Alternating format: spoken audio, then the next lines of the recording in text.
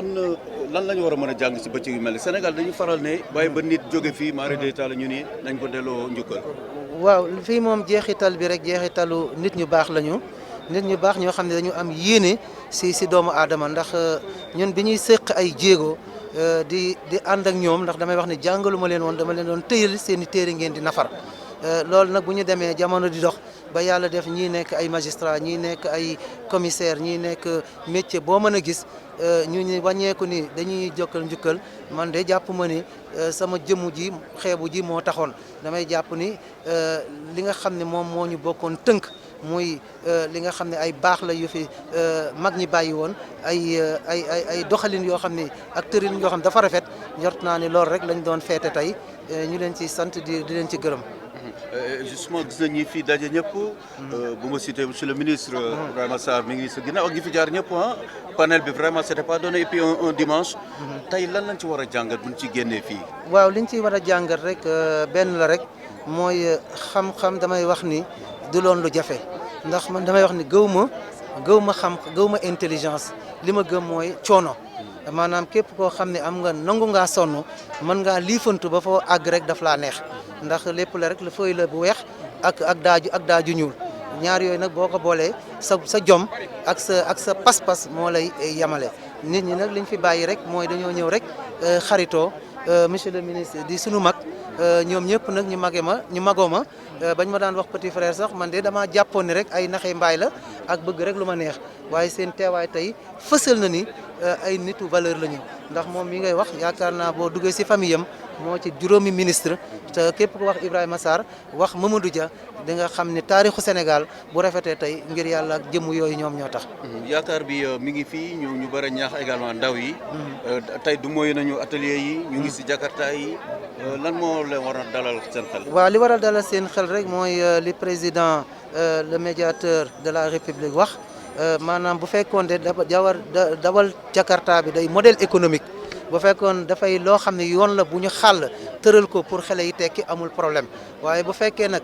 xale yi dañu xaw a découragé ba ñàkk lu ñu def ba nga xam ne tey boo jàngee ba say lijaa sa mat sëkk amoo looy def looy xalaat lu gën a yomb mooy métier boobu yaakaar naa lu kooku politique yi fi nekkoon ñu koy doxal peut-être moo xaw a découragé xale yi ba nga xam dañ koo jël comme jëmukaay ni ñu jëlee woon ay jamono mbëkk mi loolu nag xalaat bi foofu la jëm nan la ñuy def ba xale yi ñu tëgg leen si ay valeur ba nga xam ne seen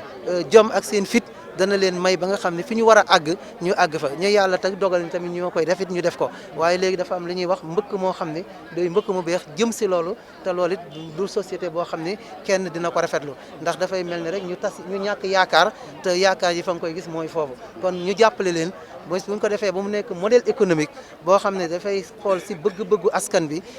permettre xale yi ñu tekki ñu def ko waaye li ñu gën a lit mu bañ a nekk loo xam ne rek li tubaab di wax rek dafay nekk en désespoir de cause loolu rek lañ ci dul ñàkk rafetlu. étudiant premier cycle yi nga xam ne depuis 3 ans amuñu chance. gis à leur côté. tey jii ak liggéeyu cabinet bi nga yor aussi un grand ministère boo xam ne ak le ministre Birame Souleye. nit ñi ñu ngi laajte nooy organisé woo ak beneen bi sa étudiant yooyu. ndax du da nga leen du mooyu. waaw loolu moom ndax professeur moom boo àggee si yenn yi am yenn at yi ndax lu mu tuuti làq naa 35 ans de service yoo xam ne liggéey la da ngay toll foo xam ne si université sa njëriñ dañ ko dootuñu ko natt si toog di jàngale dañ koy natt si ban njëriñ nga amal xale yi ba nga xam ne seen i encadrement ak seen i gëstu da nga leen ci gën a jàppale te loolu it nag ñoo ngi ciy sabablu ñu leen di sant te xam ne lii ñu ñëw xaritoo moo tax ñu ci bëri nag xamuñu leen waaye ñu ci jàngalekat bu nekk fonctionnaire bu nekk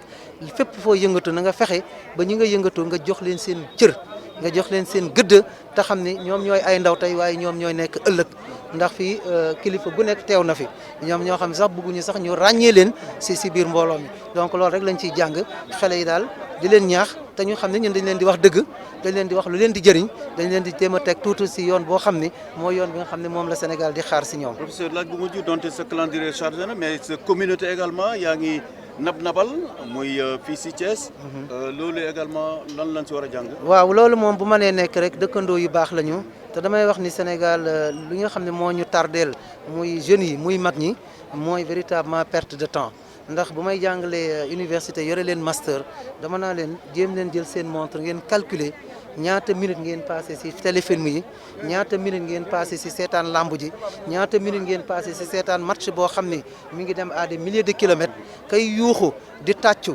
di crise kooka da cee am ay intérêt ay action la waaye yow amoo ci action xamoo jour ba peut-être maamam xamoo ko baayam xamoo ko la télé bi xëy nga perte ci temps bu dul jeex donc lépp lu nga xam dañ koy def si askan bi ak si liggéey bi dañuy jéem a rek minorer perte de temps yi jéem a dem vers l'essentiel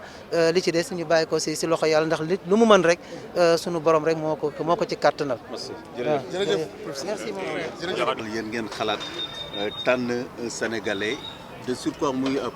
doomu Thiès professeur Meissa Diakhaté pour sargal ko tey si kanamu mbokkam yeeg ay naataangoom. waaw te gis ñi dañuy xaar nga dëddu ñu ko sargal. waaw fi may dooree rek mooy maa ngi dudd Bamba Baldé donc bokk ci comité de pilotage bi nga xam ne ñoom ñooy rendre hommage au professeur Meissa Diakhaté tey dañ jàpp ni nit am na liggéey bu muy defal Sénégal liggéey bu muy defal àdduna loolu war na mën a tax ci dundam nañ ko rendre hommage ci dundam nañu wane ay mbindam ci dundam nañu wane ay jëfam pour mu mën a servir ëllëg ndawu réew mi parce que tey bañ koy soo xoolee ba ñuy initier journée bi ñu bëri dañ ko jàppee woon lu ndaw mais tey soo gisee comité yu fi dajaloo yëpp da ngay xam ni nit ki c'est un homme multidimensionnel te jàpp nañ ni lii ñu ko defal dina servir tamit à d'autres grandes figures autant pour moi yoo xam ne ñu ngi ci Sénégal wala Afrique ñu leen di rendre hommage seeni dund parce que loolu dina permettre jeunesse bi xale bi muy sukkandiku ci ñoom daf leen modèle comme référence ëllëg xam ne jàng lu baax la parce que dina la mën a permettre ëllëg lépp loo bëgg a def rek di nga ko mën a def. nee na ndaw fu mu yem moo fa yemale boppam moom mu jàng déparé ci jàngalekat instituteur ba professeur agrégé de droit su nga tey encore également fonction yi muy occupé mais également modèle yi ñu xaar ci ndaw yi parce que société bi Sénégal soxla na ko si le médiateur di wax ne tey ndaw yi Jakarta amul mujj ñaax na leen mais est-ce que xale yooyu ko war ko dégg parce que nekkuñu foon tey. waaw xam nga tey lu muy xamal foofu rek nit ñi mooy nit ki foo yem yaa fa yemale soob surtout jeune parce que dañuy faral di wax nit ki am nga gëm-gëm booy am te bu fekkee da nga see ànd ak nit ku yaru nit ku dal parce que professeur Meissa Diakhaté loo mën a wax ku yaru la ku dal la ku bëgg xam-xam la maanaam jàngale boobu rek mu wane si parcours am war na mën a tax ñun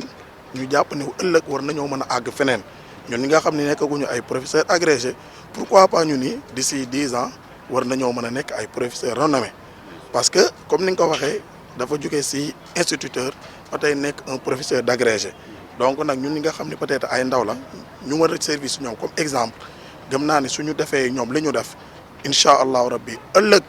fépp fu ñu ko doon tudd ñun mën nañu fa tëdd te pour wax la ni moom fierté Thiès la mais fierté surtout Thiès Est la parce que mu ngi bàyyee ko ñëpp xam nañ ko R100 te R100 nekk quartier boo xam ni mu ngi nekk si commune de Thiès Est kon loolu nag la ñu am vraiment di ko wax di leen sant di leen gërëm. Aujourd'hui vous devez être très ému mais aujourd'hui quelles sont les leçons à apprendre d'une telle cérémonie? Bien, merci pour tout. La leçon à tirer est une leçon extrêmement simple, c'est une leçon de vie parce qu'il s'agit d'amis, d'anciens collègues, de parents et qui se sont présentés pour non pas célébrer ma personne, mais célébrer les actions que j'ai eu l'honneur de co-construire avec tout le monde. C'est des actions bâties sur des relations d'amitié, des relations de confiance, mais également des relations qui visent véritablement l'excellence. Et cette relation, nous devons en tirer comme leçon que effectivement, ce qui détermine l'être humain, au-delà de la connaissance, comme disait Henri